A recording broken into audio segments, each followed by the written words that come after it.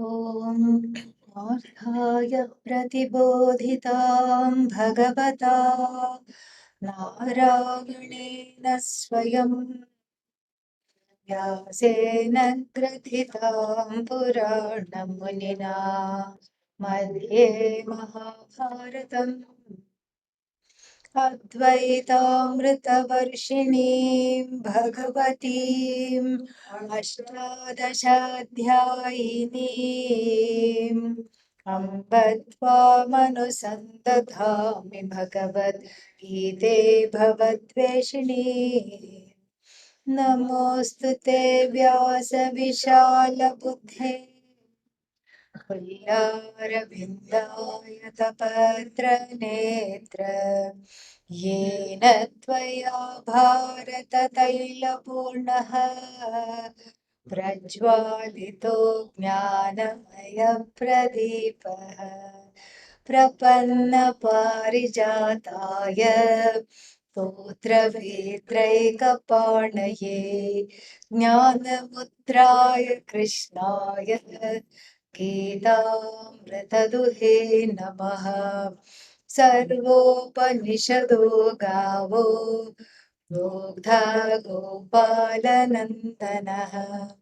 पार्थो वत्सः सुधीर्भोक्ता दुग्धं गीतामृतं महत् वसुदेवसुतं देवं कंसचाणूरमर्दनम् देवकी परमानन्दं कृष्णं वन्दे जगद्गुरुम् भीष्मद्रोणतटा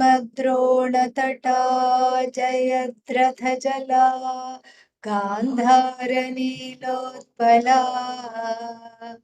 शल्यग्राहवती कृपेण वहने कर्णेन वेलाकुला अश्वत्थामविकर्णघोरमकरा दुर्योधनावर्तिनी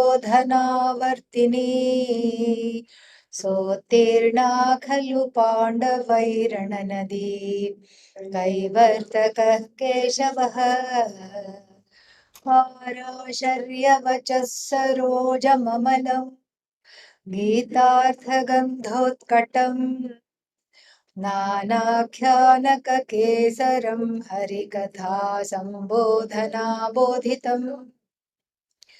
लोके सज्जनषट्पदैरहरः पेपीयमानं मुदा भूयाद्भारतपङ्कजं कलिमलप्रध्वंसिन श्रेयसे मूकं करोति वाचालं पङ्गुं लङ्घयते गिरिं यत्कृपातमहं वन्दे परमानन्दमाधवम् यं ब्रह्मा वरुणेन्द्ररुद्रमरुतः स्तुन्वन्ति दिव्यैस्तवैः वेदैः साङ्गपदक्रमोपनिषदैः गायन्ति यं सामगाः ध्यानावस्थितसद्गतेन मनसा पश्यन्ति यं योगिनः यस्यान्तन्न विदुः सुरासुरगणाः देवाय तस्मै नमः देवाय तस्मै नमः ॐ सहनाववतु सहनौ भुनक्तु सह वीर्यं करवावहै तेजस्विनावधीतमस्तु मा विद्विषावहै ॐ शान्ति शान्ति शान्तिः. Time flies when one is having fun.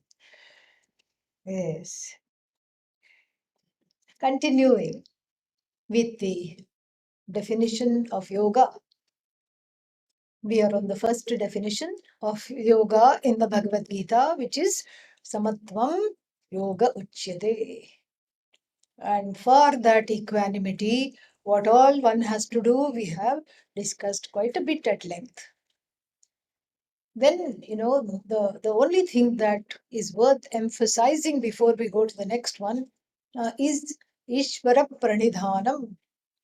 Ishvara Pranidhana is one of the Yoga Sutras, actually. But then here we can borrow that here because it is a very good way to let go in life. Because the absence of samatvam corresponds to how high one's control level is. The higher one wants to control, the lower the samatva. And so the frustration, the anger, the feeling of being unmoored, unconnected, alienated, all this comes from the deficit of samatvam. And the deficit of samatvam is directly connected to the a deficit in Ishwararpana Buddhi. And here, this is where we have this concept of Ishta Devata in the tradition. Because everything is Bhagavan, you're free to invoke Bhagavan however you want and build so many stories. That's why we have such wonderful Leela of Lord Krishna in Srimad Bhagavatam. You can't get tired of listening to it. So beautiful.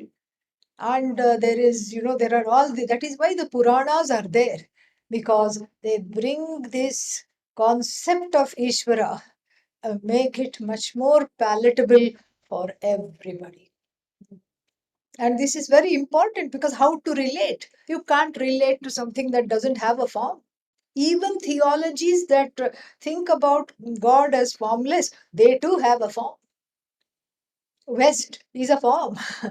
And then bowing to the West is a form. You cannot say that's formless. It is a form. You can only relate with forms. Hi is a form. Goodbye is a form. Everything is a form. And so we look at Ishvara from two standpoints.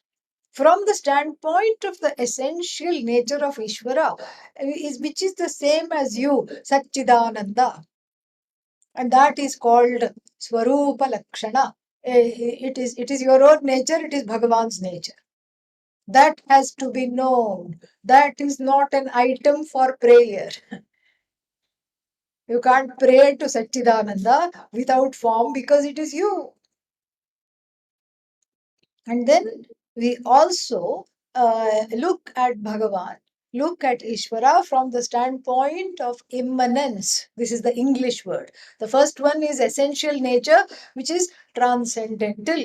And then the other one is immanent. Immanent means present as and in the universe when at all times. Here is where Ishta Devata, this Devata, that Devata, Adhi Devata, Pratyadhi Devata, presiding deity, and the deity connected to the eyes. This is amazing. It's a very sophisticated understanding of Bhagavan. You cannot replicate this ever anywhere. And that's why, any problem anywhere in the body, we can invoke the presiding deity of that particular body part. Because, for example, any eye problems, then what is it that makes one see? The light of the sun makes one see. And of course, the eyes, the eyes objectify the sun also. But here we are only looking at the relative empirical order. And so any eye problems, then we invoke Bhagavan in the form of the sun. Same Bhagavan. Chant Aditya Hridaya. Aditya Hridaya is a pep talk by Vasishtha Rishi given to Lord Rama when he was having second thoughts about the battle. But it is also very effective because it's a prayer for the sun. Sun is not only an inspiration for courage, but it happens to be the Adhishthana Devata, the presiding deity of the eyes. So Aditya Hridayam one can chant. And similarly, the ears, sound, hearing is governed by what are called Dig Devatas. Each direction it has a presiding deity. So sound is, this whole concept of surround sound is new, but the rishis knew that. Rishis knew surround sound. It's all the directions. So every direction has a particular presiding luminary, celestial, Bhagavan in the form of this or that, and then there is a way in which to invoke that. So like this, there are, and then you can come up with new devatas, no problems, no problem at all. And you can have livereshwara if there are liver problems, and like this, so many things. And cardiovasculeshwara, everything. Cholesteroleshwara. Yes, it is effective. It is totally effective because this is what it is.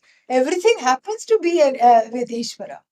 And not with, everything happens to be a manifestation. And this is what is needed for samatva. That complete Ishwararpana buddhi in every single way that is possible, in every way that one can garner the courage to do. And so therefore what? So therefore the uh, there is a kind of an internal graduation as a result of this. First, the graduation is basically from the standpoint of I'm having difficulty and I want to think of Bhagavan and I want Bhagavan right now because I am in great peril. This is what is called Artha Bhakti. Four kinds of bhaktas are described. Artha Bhakti, the one who has Bhagavan on speed dial, and the one who, just like you have police, fire, and then one more number, Bhagavan. In America, I call this kind of connection as Bhagavan, 911 Bhakti. Yeah. Emergency Bhakti. Emergency phone numbers are there. Fire, police. Please turn off your phones, otherwise they might ring. And so, fire, and then what else? Police, ambulance, and then Bhagavan. Or maybe Bhagavan, police, fire, ambulance. Doesn't matter in whichever way it is. And here, we think, okay, this is just some kind of a lowly bhakti. But no, it is also very wonderful because the person in peril need not think of Bhagavan, need not pray, but still prays. This is wonderful.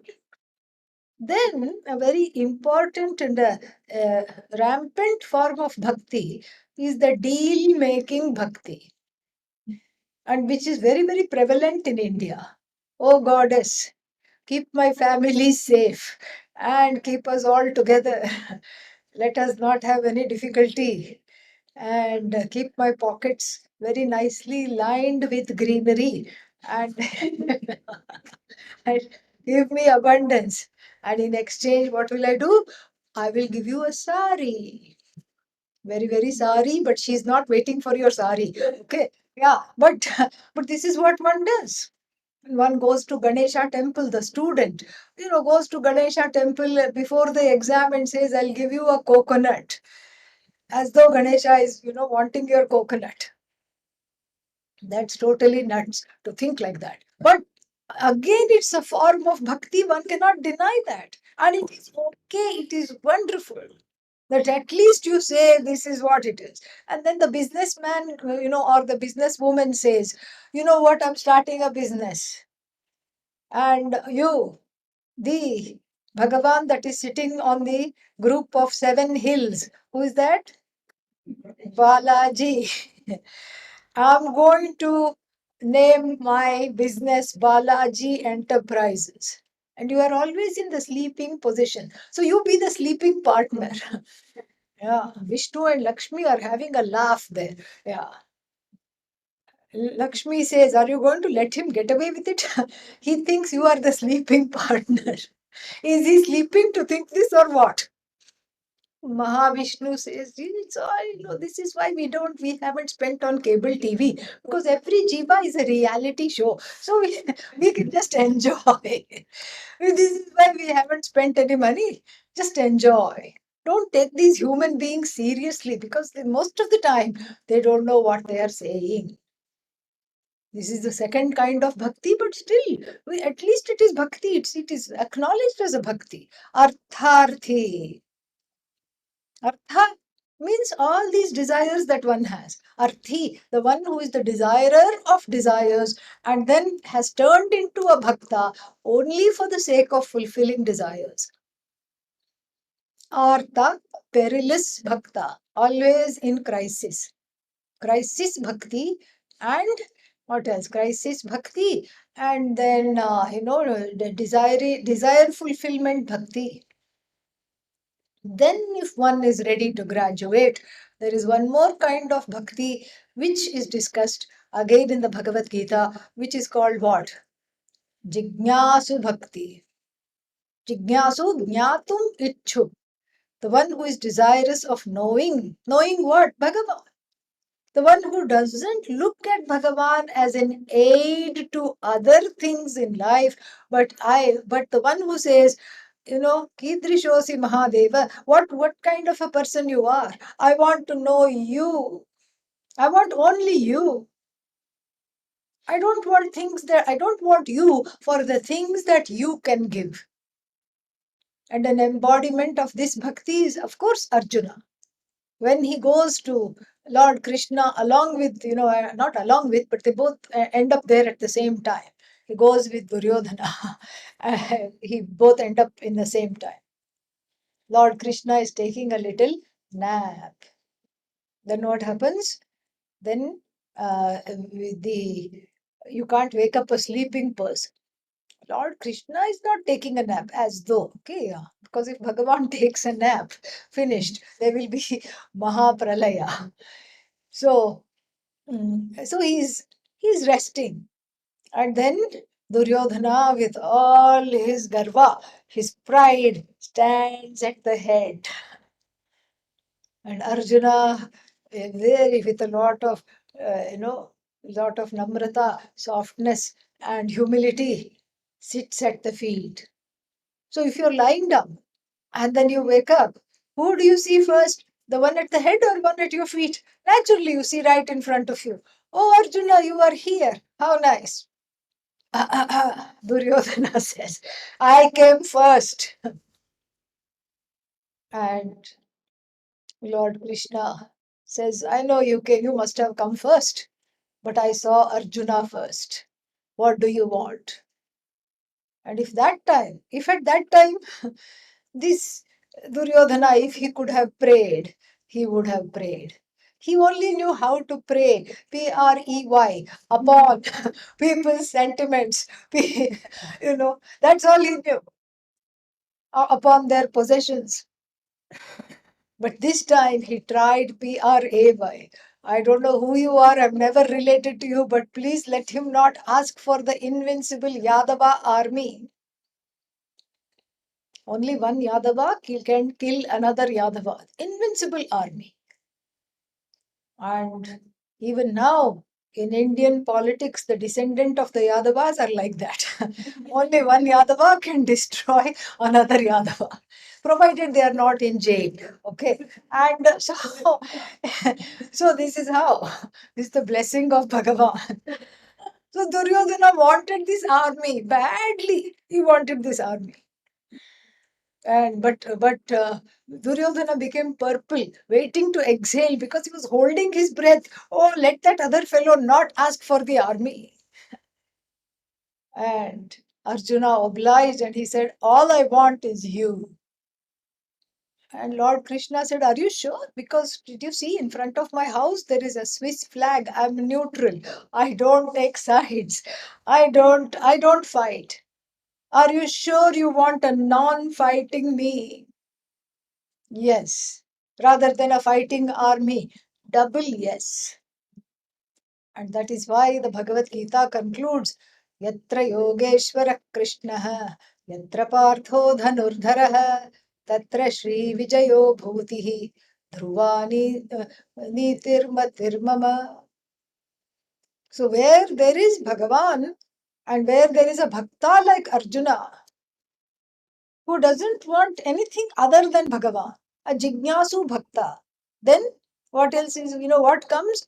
Along with Atma Jnanam comes Shrihi. Shrihi is abundance. Without offering sari to the goddess, you get abundance. Yeah, you get abundance. Vijaya. Vijaya means siddhi, success. Success in all the endeavors and success in Atma Jnana, the main endeavor to gain, to get rid of self-ignorance. Siddhi. Bhutihi. Bhutihi means all other material wants and desires. From bhu to be. So all other relative empirical desires, all of them are promised for the Jignasu Bhakta. But you cannot fake it and say, I am a Jignasu while secretly wanting all these other things. It will not work. And then finally, there is the last one that is there called Jnani Bhakta. Still a Bhakta, but Ajnani. This is very hard to understand. This is where people get confused and say, okay, if I'm a Jnani, then the Jnani doesn't have Bhakti. That's not true. The Jnani sees the whole world as Ishvara and the whole Jagat as Ishvara, and the Jnani sees himself or herself as Ishvara also. Ananya Bhakti, a non-separation, a Bhakti of non-separation. And in discussing the Jnani Bhakta, the Lord Krishna makes a very interesting comment. Even though there are gradations between the emergency bhakta, the deal making bhakta, jignasu bhakta, he clubs all of them together. And he says, all of them are exalted, O Arjuna. Udaraha sarva evate. Sarve te udaraha. Exalted. Udaraha means exalted. Jnani tu, but the Jnani, Atma eva me matam. The Jnani is myself alone, non-separate from myself. And so, this is, as we can see, there is a progression. And so, I would say, do not be quick to try to drop Ishvara. Ishvara is not the thing to drop. Okay. The idea of dropping Ishta Devata and dropping Ishvara is the thing to drop. Drop that idea because it will naturally unfold.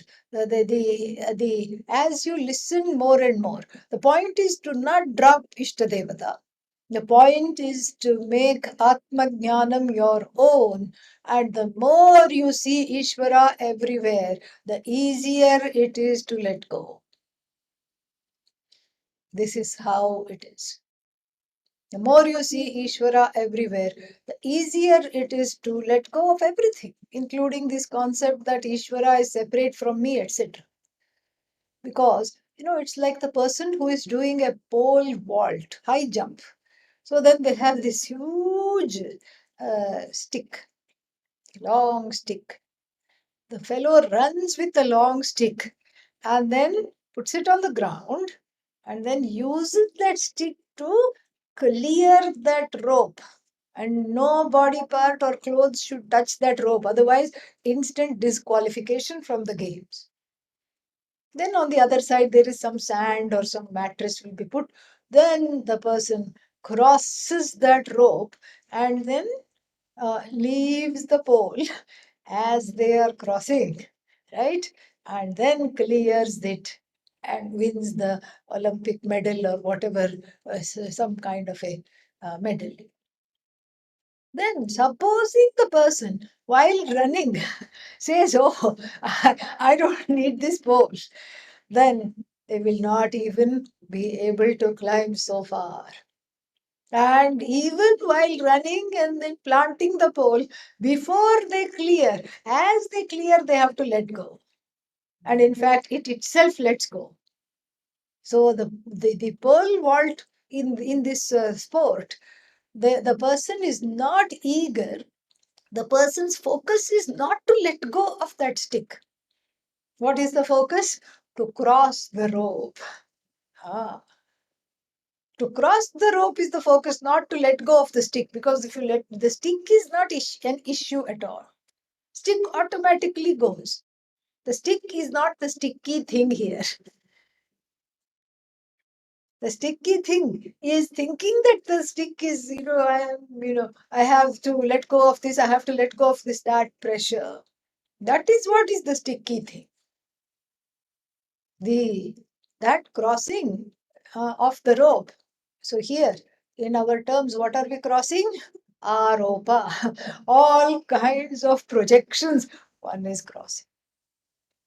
Oh, but Ishvara, Ishta Devata is also a projection. That's okay. Hang on to it.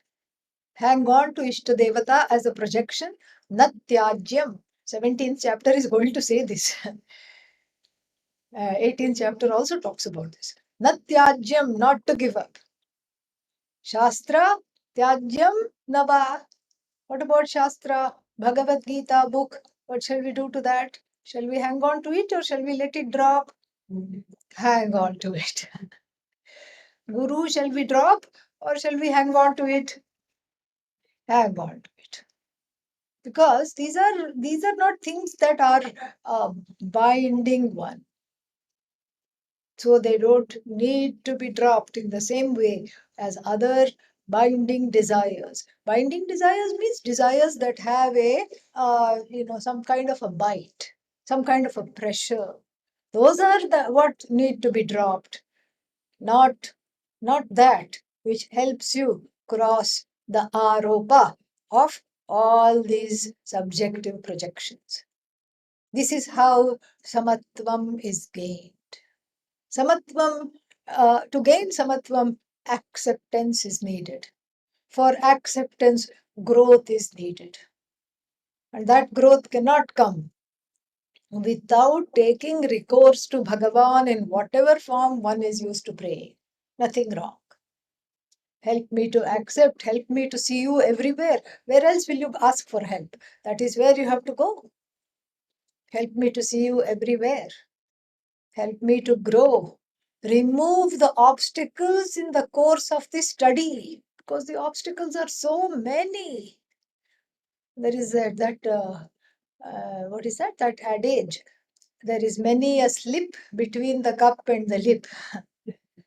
And there is many a slip between the shrota, the potential listener, and the shravana.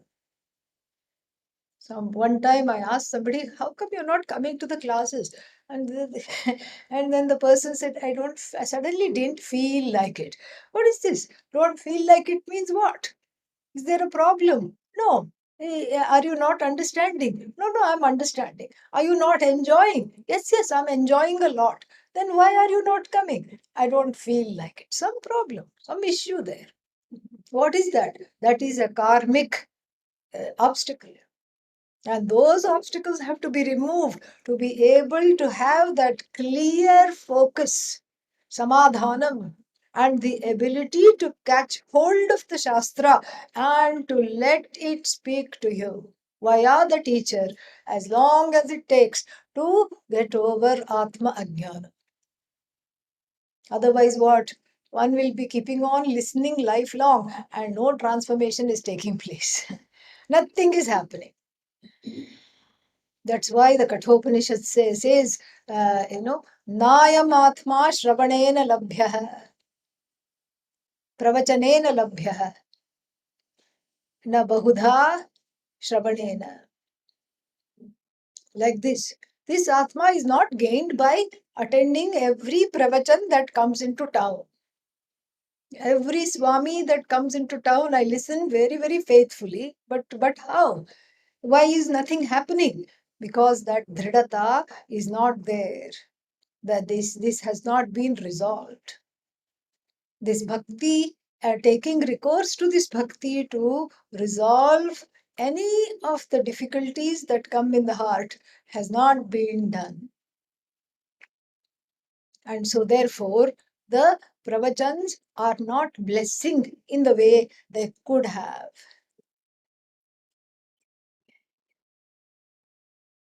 Then it says, the one who chooses to know the Atma is blessed with the Atma. The choosing to know is very beautifully talked about.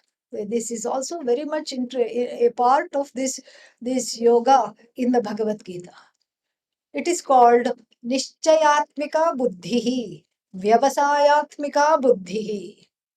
व्यवसायात्मिका बुद्धिः एकेह कुरु नन्दन बहुशाखाह्यनन्ताश्च बुद्धयो व्यवसायिनां यामिमां पुष्पितां वाचं प्रवदन्त्यविपश्चितः वेदवादरताः पार्थ नान्यदस्तीति वादिनः कामात्मानः स्वर्गपराः जन्म कर्मफलप्रदां क्रियाविशेषबहुलां भोगैर प्रति आसक्तिः भोगैश्वर्य प्रसक्तानां तया अपहृतचेतसां व्यवसायात्मिका बुद्धिः समाधौ न विधीयते.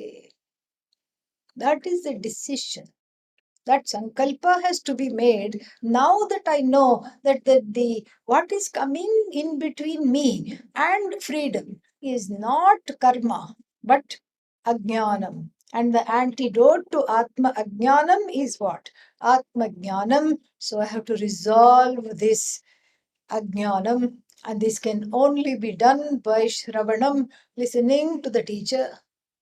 And now, thanks to the pandemic, it is all, there is, no need for Gurukulam anymore. It is Zoom Kulam. Yeah? All the gurus can come in front of you, in your house. They visit all the time. So you don't have to go anywhere. Going once in a while is fun and it's nice. One gets to see and be together and, but this is the next best thing. You make your life, you invite Vedanta Shastra and the Guru into your life every day. This is not a one-time thing. कभी कभी मेरे दिल में वेदांत का ख्याल आता है. No. Sometimes I think of Vedanta. No. That's okay for a film song. It is not for this. You have to make this, just like you eat every day. You can't say, I ate day before yesterday, and so there is no need to eat. You eat every day. I'm very particular also. Yes, this is how the food should be. This is how it should be. This is where it should go. And at minimum 4 or 5 items should be there. Otherwise, I'm not sitting in front of the plate. You take so much care to cook, to feed your family, and to make sure that everything runs well. You do this every day. You don't get tired. Even though you're tired, you still will cook and eat. And similarly, you take a shower every day. You don't say, oh, I took last year. Why should I take it this year? You take a shower every day. Certain things have to be done all the time. But then Vedanta Shravanam, people say, oh, I went to a retreat. It's enough. 6 mahina nikal jayega. No, I think this is enough for 6 more months. Somehow I will manage. This is foolishness. Then, of course, then you're looking for the emergency dial number for Bhagavan. When what you need is a good dose of Shravanam. This is what you need. And this is what one has to gain. This is where it is called Vyavasayatmika Buddhi, the ability to discern and hang on to this Buddhi. Eka Buddhi iha Kurunandana. Eka, it's only one single-minded decision and focus. This Sankalpa is involved in Samatva. Then what else happens as a result? As a result, we find that there is great focus, and Vedanta Shravana blesses, definitely blesses the daily listener. As much effort you put, that much only will come back. Effort here is effortless. You have to open and sit in front of the computer. Instead of playing some video game, you listen. Listen to the knowledge which says everything is a play. That is more fun. Then Lord Krishna warns. Bahushakhaha anantaha cha buddhayah avyavasayinam. Avyavasayinam buddhayah.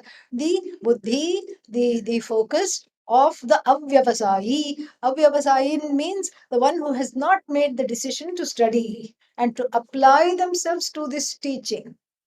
Not self-study. Studying like we are doing right now.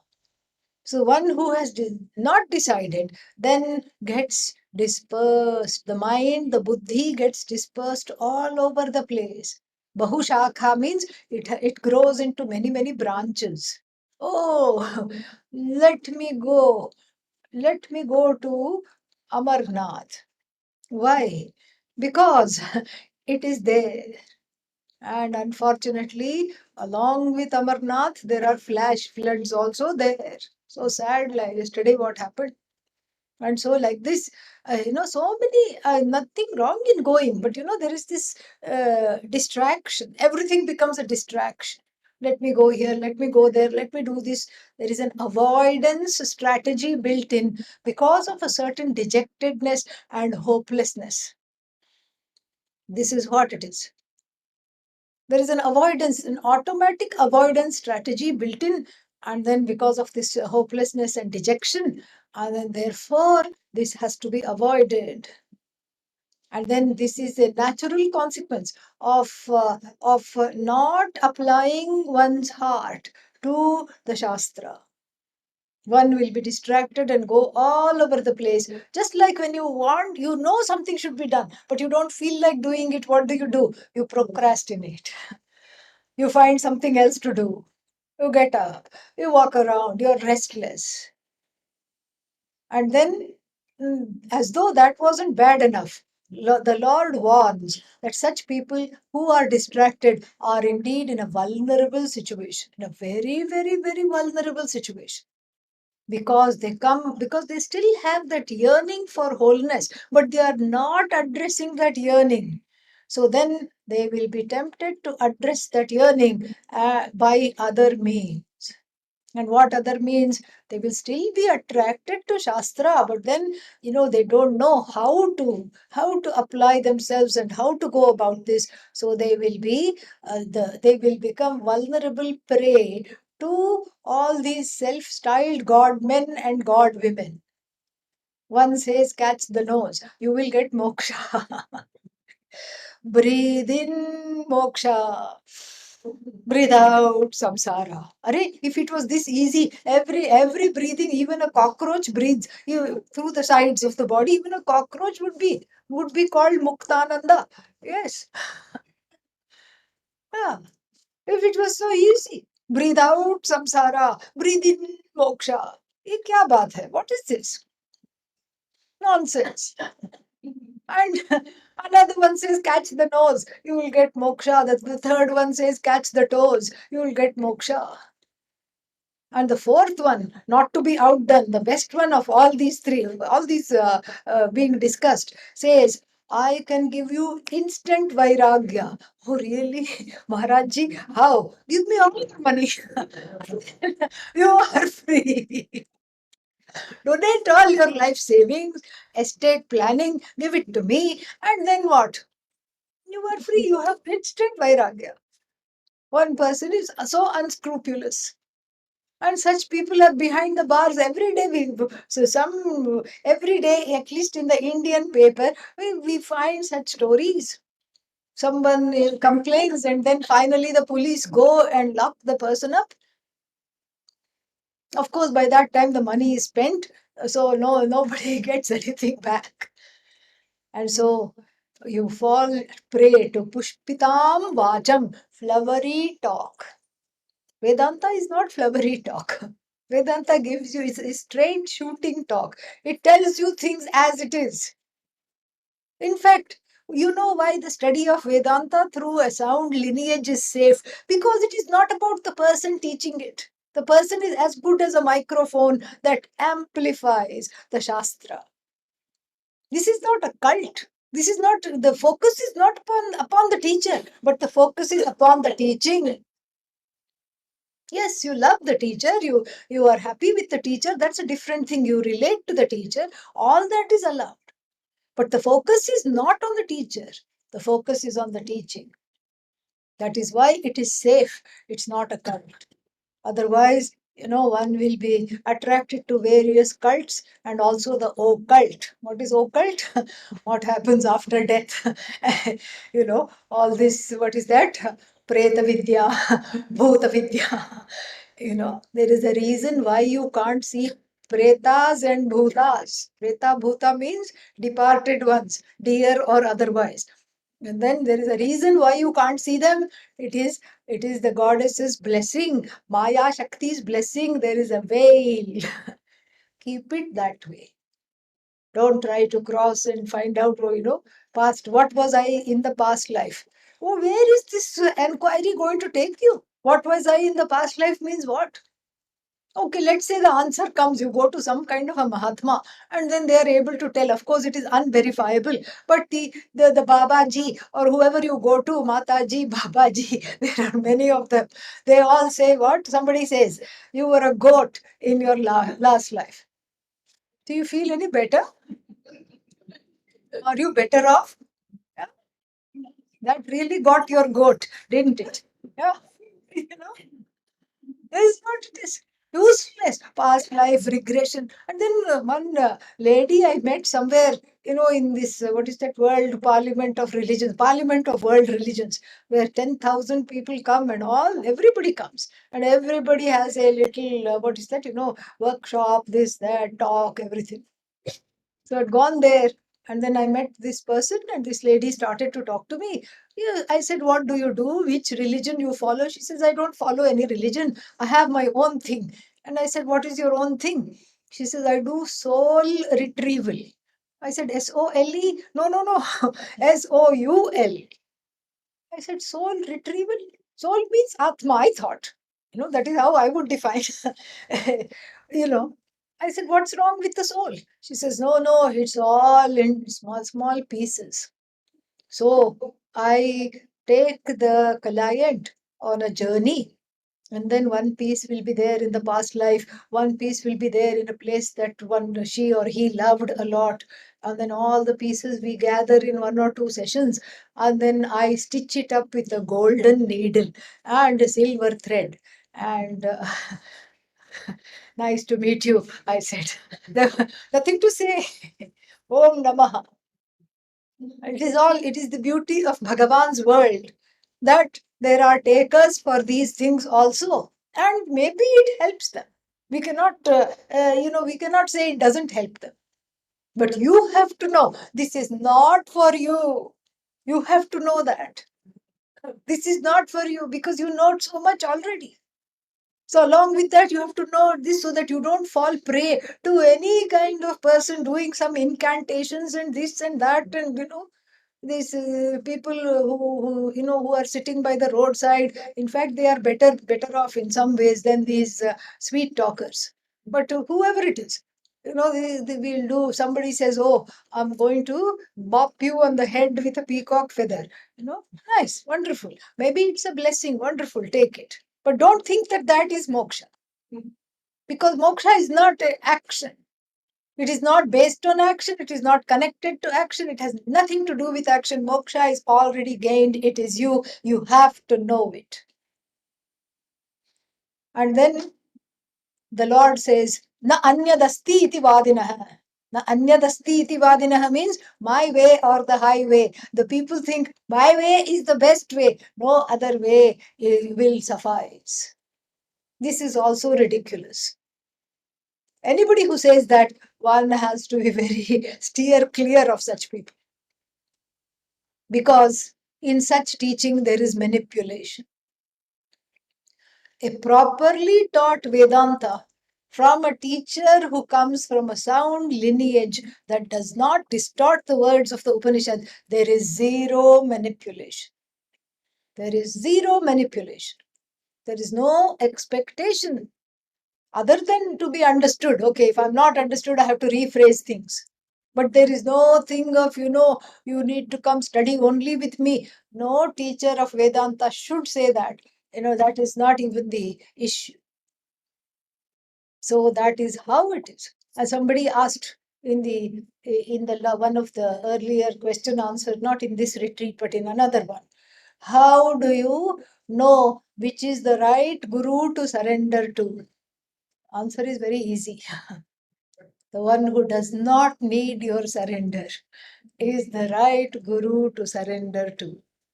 The one who does not say, come to me. That is the right guru to surrender to. And that is, keep that always in mind, because it is safe. Here, because of Kali Yuga, capitalism and everything, everybody is out to make a quick buck. And the Lord foresaw this 5,000 years ago in giving Arjuna this knowledge. Maybe they were charlatans even then, passing off as knowledgeable. So, na anyadasti iti vadinaha. What are they really? The Lord unmasks them. Kamatmanaha. They are a Purna avatara of Kama.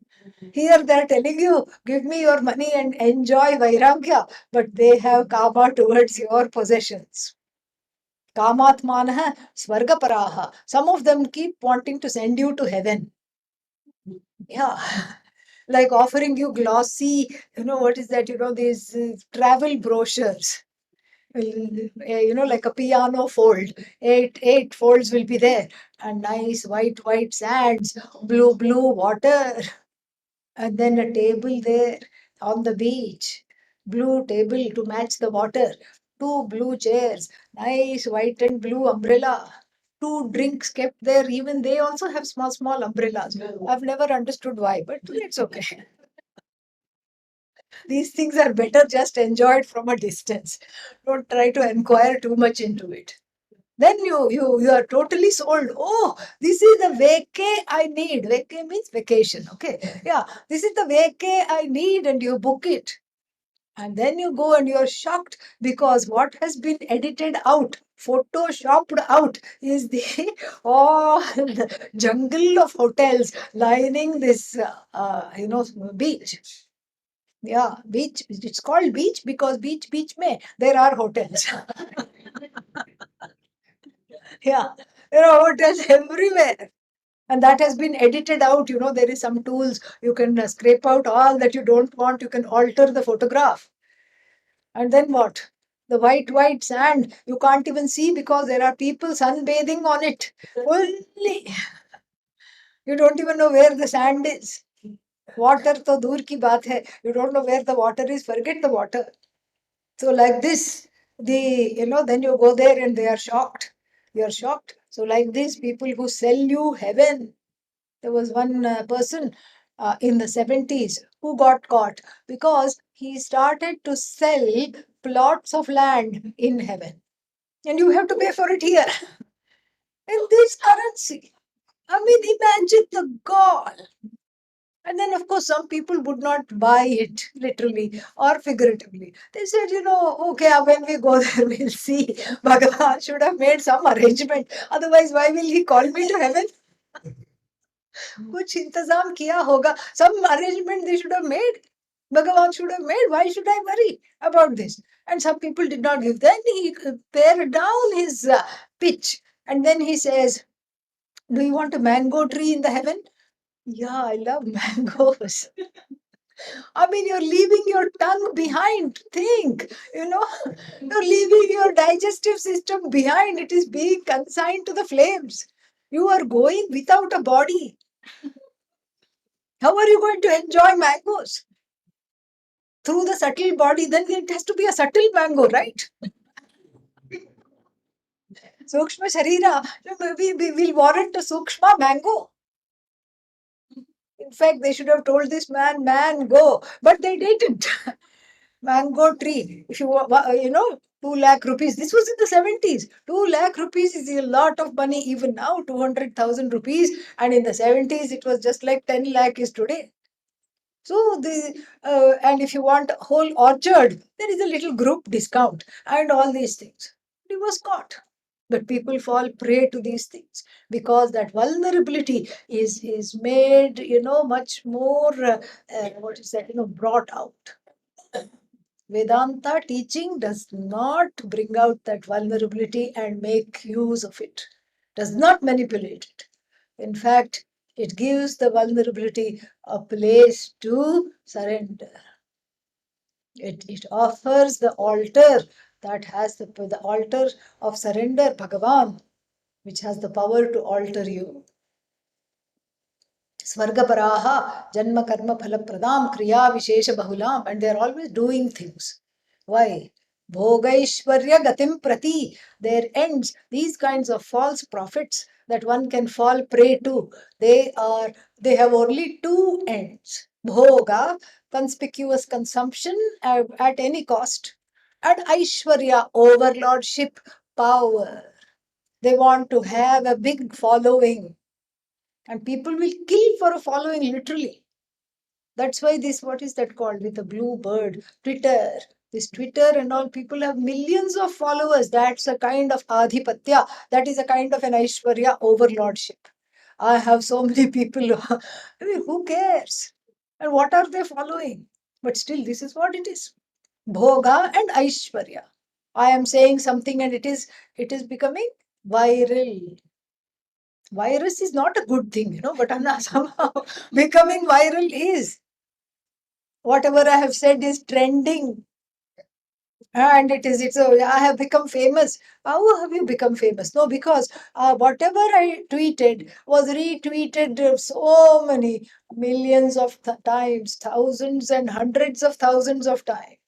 When? Just now, in this one moment. Tomorrow, something else is being retweeted. They even forget you exist. Yeah, this is how it is. Something else is being tweeted. You are gone. Even if you make a huge discovery, it is there, but then after that it's gone. It's replaced by something else. That's why, Pujya Swamiji had a very wonderful definition of hit song. He would say, you come out with a hit song and then you enjoy 5 minutes of fame. And then why is it called a hit song? Because it is hit out of the market by the next song that comes. That's why hit song. And so Bhoga and Aishwarya. And then once you get to that place of addiction to Bhoga and Aishwarya, Bhoga Aishwarya Prasaktanam Taya Apahrita Chetasam, whose chit is abducted by Bhoga and Aishwarya, hijacked by Bhoga and Aishwarya. That is what Lord is talking about. Vyavasayatmika buddhi na vidhiyate. Too late to then say, I want Vyavasayatmika buddhi, I'm ready to focus. No, that they will not be ready to focus. They've gone too far. Very beautiful piece in the second chapter of the Bhagavad Gita, saying that this is where you need to make a single-minded decision to study, because in study is the redemption. In study is the solace. In study is the crossing of samsara, because that study makes you acquainted with your own nature. Very, very important. Then two other things are extremely important in the Bhagavad Gita, and they are related. And then that will lead us to the other two definitions we'll see first, but let us look at these two things. One is, is the issue of this raga dvesha. The Bhagavad Gita is an adept in raga dvesha psychology. Raga, all the things that I want to have. Dvesha, all the things that I don't want to have, all the things that I want to get rid of. Dvesha. Raga and Dvesha, these comprise two inimical things that one has to avoid. But it cannot be done from a sense of control. I want to control my raga. Means what? Then you have a new raga of wanting to control raga. All other ragas you may drop, but then you're stuck with the raga of wanting to control raga. And you're stuck with the dvesha that you have dvesha. Where are you going to go with this? So therefore, the Bhagavad Gita offers a wonderful psychology of raga dvesha management. This is a relatively new terminology. Management of anger. Anger management. They must have got it from Bhagavad Gita only. Sarvesham is brilliant. Sarvesham buddhau raga dveshau vyavasthitau. In every heart, raga dvesha is there. It is part of the arrangement. You see, a 3-month-old baby, it starts so small. And it is going, everybody is holding it, it is going to everybody. And then some new visitor comes, it goes to them also. It goes to, let's say 2 people come, it goes to one person, and the other person, it just makes a terrible face and starts to cry, goes red in the face and cries. And you wonder what happened. Such a friendly baby goes to all, but it has some kind of a warning sign or something. It doesn't just like this person. And you know, in one time I was giving out prasad, and in the prasad line, a small little thing came, hardly, 3, maybe just 2.5. This is in America. So I had some, whatever was there, bananas I was handing out. And then she says, "Can I have the apple?" Please, very polite. I gave the apple. Why? Nana to the banana. I don't like, I hate. I said, why? Why you? I gave the apple, then I asked, why you want apple? I hate banana. I said, you are so small to hate. But that is how it is. Sarvesham buddhau ragat dveshau vyavasthitau. But then, as the child grows up, the child is taught. And even then, the parents who were there were saying, you don't say no to prasad. Prasada, you don't say no. You have to take what is given. What is given, you accept. Even though the child may not understand fully the nuances of it, it learns. It slowly learns. And this is exactly what the raga dvesha, the antidote to raga dvesha is what is called prasada buddhi. We have already talked about it, but I'm just talking about the connection between prasada buddhi. What for the prasada buddhi has to be cultivated so that one can have, one can enjoy a freedom with regard to the wants. Because we cannot say wants are bad. Desire is not bad. We cannot say desire is bad and down with desire. Because if there is no desire, then nothing will happen. Desire is a blessing of Bhagavan. Nay, desire is a manifestation of the Lord. And so it is said in the Bhagavad Gita again, Kamosmi Bharatarshabha. The Lord declares himself to be Kama, in the form of Kama, desire. So more desires, more Bhagavan. Yes, in a way, correct. But what kind of Kama I am? Dharma aviruddha kamosmi. I am that Kama that does not go against Dharma. So the raga dvesha, to win over the raga dveshas and manage them, we have to have a basis, and that is called dharma. Dharma becomes the kshetra upon which the raga dveshas are managed. That is why the Bhagavad Gita begins with dharma kshetre kurukshetre samaveta yuyutsavaha. This is how it begins. This is the dharma kshetra. So dharma itself is the kshetra, is the field where the raga dveshas play a game. You play a game with the raga dveshas on the field of dharma, then you are safe. But then what is this dharma? It can be looked upon as a universal matrix of norms. And these norms are separate from the ones that are enforced through laws, etc. In English, we call it the golden rule. What is that? Do unto others as you want them to do unto you. Do not do unto others as you do not want them to do unto you. This is the golden rule. And why is this important? Because, as I said, it is the first Purushartha, and then because you want other people to be kind to you, you want other people to be compassionate to you. You want other people to ask you, how are you doing? What's going on? Are you okay? You want other people to be nice to you. And how do you ensure that? You have to be nice to other people too. You have to learn to be accommodative because you want other people to accommodate you. You have to learn to be forgiving because you want other people to overlook your own omissions and commissions. You want other people to be kind to you. Therefore, you cultivate a kindness. You want other people to be compassionate towards you. Therefore, you let the kindness mature into compassion. This is how dharma works.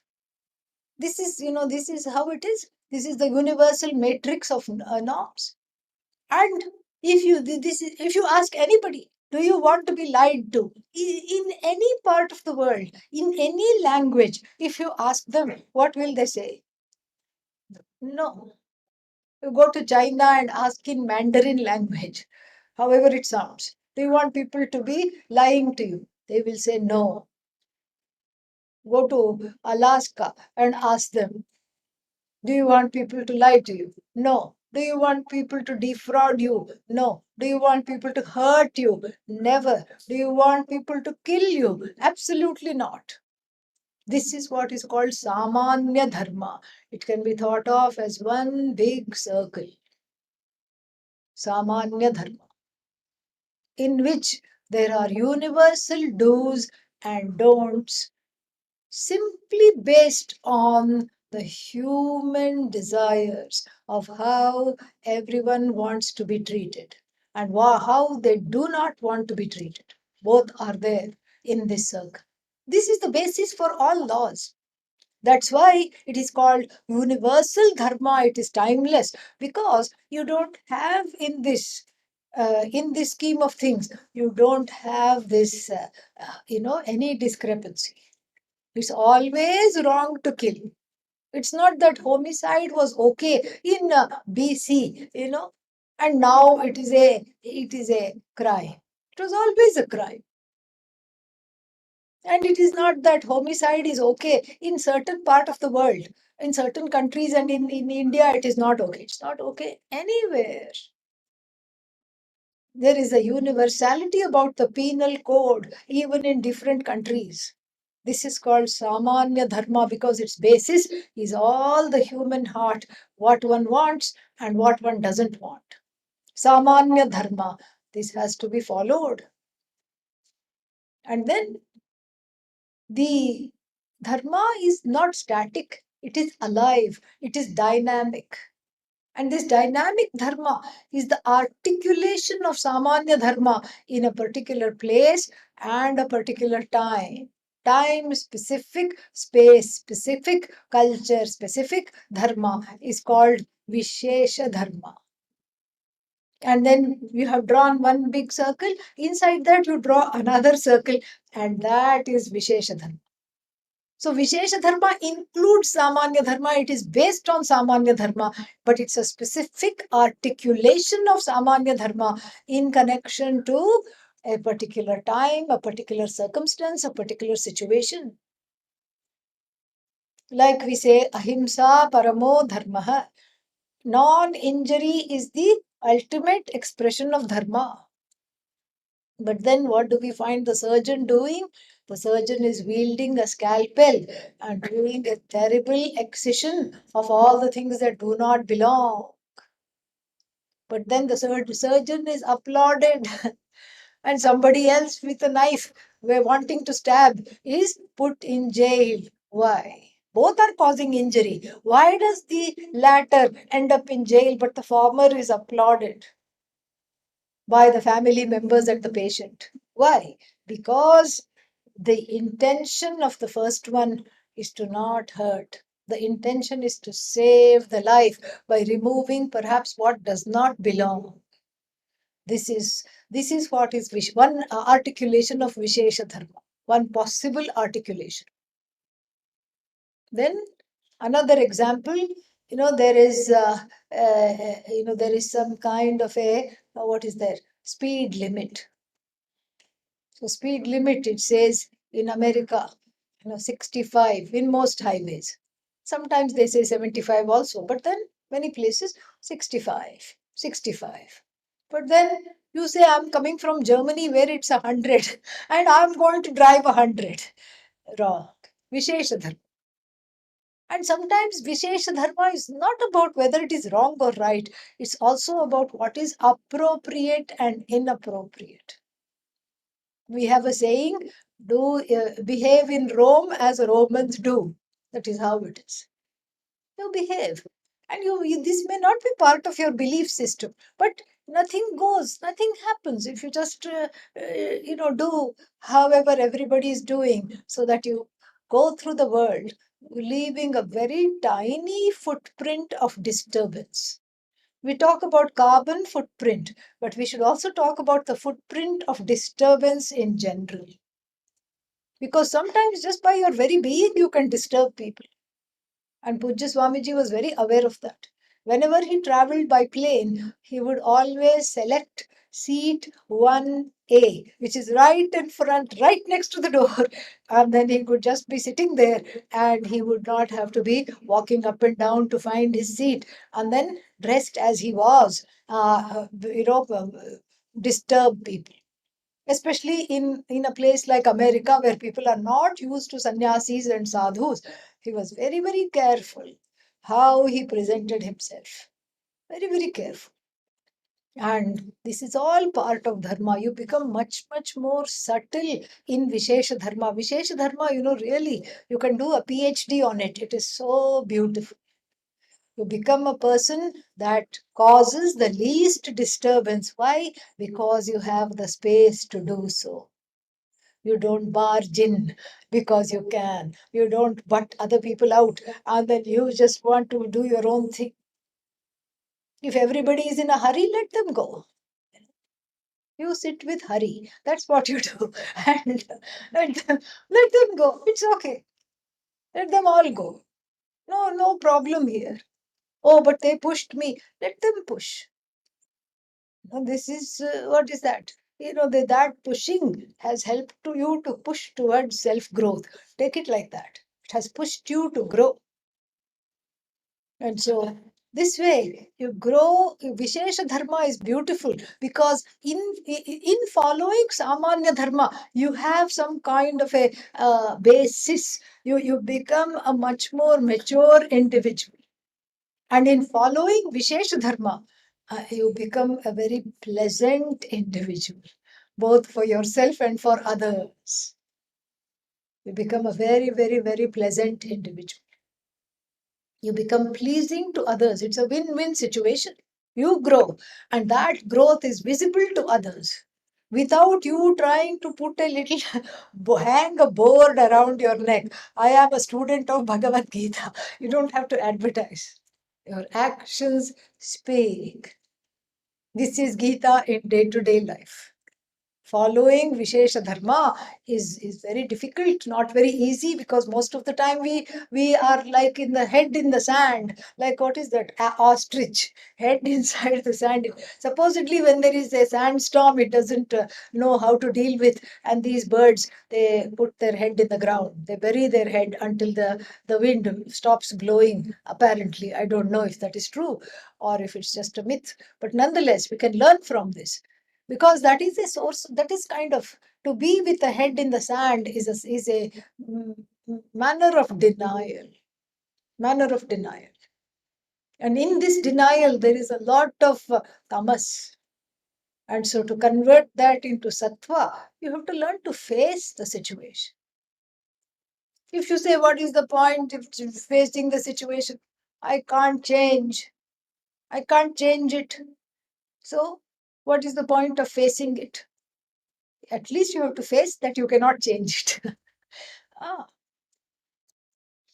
So Vishesha Dharma makes you more sophisticated. It's a very beautiful, sophisticated, iteration of Dharma.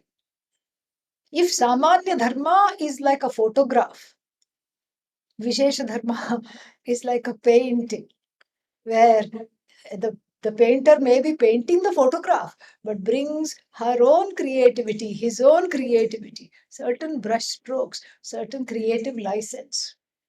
But the whole point of dharma, samanya or vishesha, it is to not disturb, to not create disturbance, even the slightest disturbance. That is how the culture is. We don't even pluck a blade of grass. Forget a flower. We don't even pluck a blade of grass without asking for permission. इषेत्वोर्जेत्वा भागवस्थोपायवस्थदेवो वत्सविता प्रार्पयतुश्रेष्ठतमाय कर्मणे. This is the beginning of the Yajurveda. Beginning mantra of the Yajurveda says, Ishe, oh you blade of grass, I'm about to offer you as a sacrifice. Please give me permission because I have all these desires, and it is said that I have to, I have to offer this in order to get some peace of mind and clarity and all this. This is all Vishesha Dharma. Very little disturbance, zero disturbance. Zero disturbance in everything. And this is what the sixth chapter iterates. How to prepare for this knowledge? The sixth chapter iterates this. And it tells you all these intimate and day-to-day details of how to live. Yuktahara viharasya, yuktacheshtasya karmasu, yuktasvapnavabodhasya, yogo bhavati dukkhaha. This is yoga. What is yoga? Yoga here is yuktahara. Yukta means appropriate ahara. Do not overeat, and then do not what? Undereat. If you undereat, what will happen? Sitting in class, only thoughts of food will come. Instead of Ishta Devata, Ishta food items. You will be contemplating upon. You will be meditating upon gulab jamuns. You will be meditating upon tasty food. Idlis, dosas will come. Okay. And then if you overeat, bad dreams will come, definitely. Nightmares will come. Sometimes even when you're awake, because then you have a stomach ache and that's a waking nightmare. Aching nightmare. Yeah. So therefore, yukta ahara, and then vihara, movement. When you move also, there is dharma there in the moving. You move without disturbance. Oh, does that mean I walk slowly? Not necessarily. Does that mean I walk fast? Not necessarily. This is not a rule. This is something that is formulated in the moment, like a painting. It is created, like poetry. It is created right then and there, depending upon the appropriateness of the situation. Sometimes maybe you require to move really fast because you have to get out of the way. Sometimes you have to stand back and not move at all. This is what is called the vihara. The movement is appropriate. Then yukta cheshtaha means the one who has, again, the hand movements, the leg movements, hand movements, again should be appropriate. Sometimes when there is nothing to do, like, people sitting sometimes at the airplane gate, they're waiting to catch a flight. Let's say for a brief moment, they are not putting something in the mouth or talking on the tooth which comes out of the ear, Bluetooth. Then you see them shaking the leg. Some leg is shaking. That shows a certain restlessness. And then it draws attention to you if you keep doing that. Oh, but it's a habit, it's a harmless habit. Maybe it's a harmless habit. But then that habit speaks a lot about the state of the heart, the state of the mind. So first, whatever is outside is within. So the shaking leg, the restless leg shows what? A certain restlessness. You tame the leg, and the heart and the raga dveshas also get tamed. Yukta cheshta. Only as much movement as is needed, not more, not less. That is how it is effective. And vak, here is where the speech is also, let's not forget, an organ of action. So yukta cheshta includes what to say, what not to say, when to say, when not to say, how much to say, how much not to say. There is a lot of growth here, because you want to give the person a piece of your mind. In fact, several pieces of your mind you want to give. That is obvious. And whatever is obvious is no fun in terms of spiritual growth. What is obvious is boring, because that is the run of the mill reaction. But here, what the person does, here the person refrains from letting go of the speech, like a horse without a carriage, without reins, without a rider, like a wild horse if you let go, or like an arrow so that it goes and hurts somebody. No. In fact, it's more fun to talk less. No, but I love to talk. How to talk less? Okay, talk. Talk only Vedanta. Talk only Vedanta 24 hours. I will allow you to talk. Keep talking only Vedanta, only Bhagavad Gita, only Upanishad. This is, in fact, the advice from the Upanishad herself. Kathopanishad says, Anya vacha pramunchata. Pramunchata. Esha amritatvasya setuhu. The bridge to immortality is giving up anya vak. Anya vak means all other talk, uh, other than Vedanta, other than self-knowledge, other than Brahman, other than Atma. Then you can talk as much as you want. But nobody will listen. Everybody will run away from me. And if I go near, they will duck behind the table or chair to avoid me. Yeah, that is true. That may happen, very likely it will happen. Rejoice in it. Because very soon you will find people who will not only tolerate you, but enjoy you. That is why the group study works, because you study in a group. And then, and even on Zoom, if you look at other faces, they may be the size of postage stamps, all of them. But you look at the other faces, and there is a little bit of, aha, I'm not crazy. I'm not the only one doing this. There are other people too. You connect with people like yourself. You let go of those habitual people who bring you down, because they don't want you to grow, because that means they also need to grow. So, how will they allow you to grow? So, in your nascent growth, you need a new group of fresh friends. This is what is called satsanga. Fresh friends. Friends who are on the same path. Friends who understand the difficulty of doing this. Friends who will love you no matter what, not because you are fulfilling their expectations.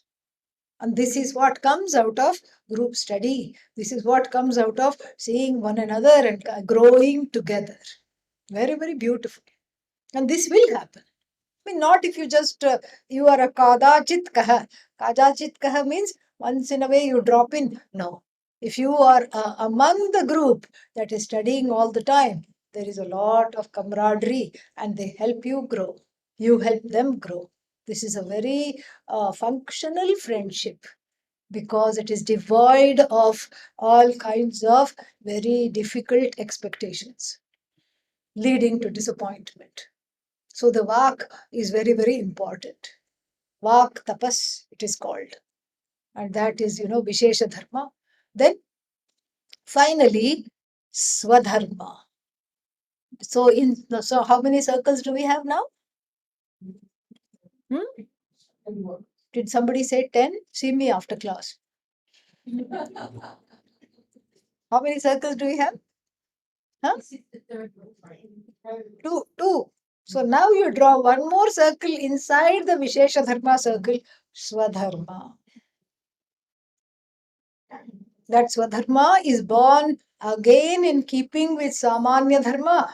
It's an articulation of Samanya Dharma and Vishesha Dharma as it pertains to your own life. What is it that you are supposed to do? Most people don't know. They say, I don't know what I'm supposed to do. I didn't come with an instruction booklet by Bhagavan. Bhagavan did not give instruction booklet because Bhagavan gave free will to find him, her. And so therefore, this is Swadharma means the art. How do I fit into the scheme of things? How do I fit? What do I do? How do I fit into the scheme of things? How do I belong? And that is discovered through participation. If you just sit at home and say, nobody loves me, and nobody is helping, nobody knows me, well, how will it happen? You have to plug yourself in. I don't know what I'm supposed to do. At least do something. What if it's a mistake? Then next time you know it is not a mistake. What if I make two mistakes? Make as many mistakes as you want. As Mark Twain once said, but make sure they are fresh and new mistakes each time. Don't make the same mistake again. Make new mistakes. What is this life for?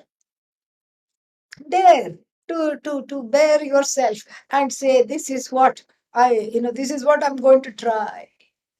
But then whatever you try must be in keeping with the blessings given by Bhagavan, no? Yeah. If you say, I want to be a singer, and then, but you are, what is that? You're not able to carry a single note. How can you be a singer? And no matter how much you pray to Bhagavan, it may not happen. So therefore, what? Find something else to do. And you only in finding and in trying you succeed. You can't just say, I don't know Swadharma, so I'm going to sit at home because something I got dejected, something did not work. That's not the excuse. That's not the excuse at all. And so therefore, one has to one has to grow in this way as well. Really, one has to grow. And so this Swadharma is an important articulation of Dharma because it is about my place in the scheme of things. Discovering my place in the scheme of things cannot be done without understanding why I was born, what is my purpose. And even if the purpose eludes you, doesn't matter, at least do whatever you're supposed to do. And here it's a no-brainer. You are born related. You are, as soon as you're born, somebody is claiming you, this is my son. Somebody is claiming you, this is my daughter. Someone else says, this is my grandchild. Somebody else says, this is my nephew, niece. That is itself enough. Learn to see what are these roles, how to best fulfill the roles without, as we saw yesterday, getting caught up in them. How to fulfill these roles the best I can. Sister, brother, mother, father, spouse, all these things. And then from there we go to other things. Where are my skills? How can I contribute? And contribution doesn't have to be big, like one thinks that, oh, I should be famous. And when I Google my own name, there should be this many hits. That's not necessary. That's not necessary. Sometimes, it is maybe your purpose in life is to sit still. Maybe that is also a purpose. Like a bolt in a machine. The bolt the screw in the machine has to sit still. And if the screw had lost its screws and had a human mind, what would it say? It would be jealous of the piston, which is going like this, like this, like this, like this, like this. It would be jealous of other parts of the machine that are going like this, like this, like this. And it says, oh, I am not contributing at all. All I'm doing, I am a little nut. I'm a cog in the wheel. I'm just a little bolt, a nut. And then what? I'm going nuts. I want to also move. Let me try and move and see what will happen. Let me try and move anti-clockwise and see what will happen. What will happen? The whole machine will go, will collapse. Sometimes the Swadharma is to sit still. I don't want to sit still. I told you, if you don't want to sit still, pray for a different life. Okay, next life, better luck. But right now, this is you're already contributing by sitting still. And so sometimes it's just a small thing. Very small thing. Like this, somewhere I read this 10-year, there was some kind of a storm in America, some big storm came, and then this 10-year-old took out one in front of his yard, 8 or 10 years old. He took out one small booth and a lemonade stand, made his own nimbu pani, and then sold for charity because he thought, whatever I can earn, I'm going to give it to this fund for storm victims. In the beginning, people just thought, what, $1 here, 25 cents for one glass, 50 cents for one glass. What is he going to do? How can he make money? But he was so inspiring that he was there every day. This was during the last 2 weeks of his summer holiday. Every day he was there. Comes, rain, shine, anything, and whether they bought it or not. And at the end of the day, he would throw that and make a new thing. Yesterday, he had a little ice chest with a little, ice and everything. You to keep that and then wait for people to come. Slowly, in the beginning, they might have made fun of him, but then later on, it got caught on. And people, even though it was just a small little neighborhood, everybody got inspired and they just collected thousands of dollars for this storm damage and everything. They helped a lot of people. So, like this, those kinds of heartwarming stories we see because it takes just one person to no longer be mediocre. Mediocre not in action, mediocre in thinking. Oh, what is the use? That is mediocrity. Why? Why should I do this? Let somebody else do it. Mediocrity. I'm always doing it and nothing happens. Mediocrity. Even if I do, nothing will happen. Mediocrity. Why me? Mediocrity. Because you happen to be there. This is all, it's not about what you do or how much you do. It is about overcoming the mediocrity. And that is the message of Swadharma in the Bhagavad Gita. More we'll see in a short time. We'll just take a 15-minute break and come back because I also want to, we have some, we should leave some time for to say goodbye, and I would like to hear from you as well. Some highlight that you're taking with you. We will do that in the next session. And what do you want to say? Something? Yeah, so Shambhavi wants a group photo. We can stand there in the balcony right there and come back again in 15 minutes. Om Purnamadav Purnamidam Purnat Purnamudachyate Purnasya Purnamadaya Purnamevavashishyate. Om Shanti Shanti Shanti. Harihi Om Shri Gurubhyo Namaha. Harihi Om.